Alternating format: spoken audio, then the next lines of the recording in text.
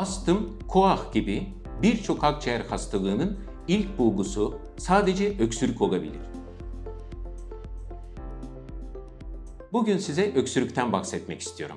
Öksürük bir hastalık değildir, bir savunma mekanizmasıdır. Nezle, grip, soğuk algınlığı gibi basit sebeplerden olabilip ve kendiliğinden geçebileceği gibi özellikle daha uzun süren öksürüklerin altında yatan başka hastalıkların habercisi olabilir. Astım, koah gibi birçok akciğer hastalığının ilk bulgusu sadece öksürük olabilir.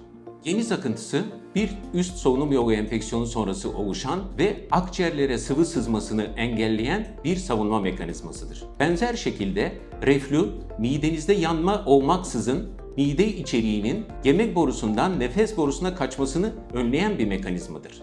Üst solunum yolu enfeksiyonları ve akciğer enfeksiyonları tüberküloz dahil ciddi öksürük sebepleri olabilir. En korktuğumuz öksürük sebeplerinden biri de akciğer kanserleridir. Özellikle ilk dönemlerinde öksürük tek bulguları olabilir. Ve sonunda unutmamamız gerekir ki bazı ilaçlar, özellikle tansiyon ilaçları aylar süren öksürüğe sebep olabilir.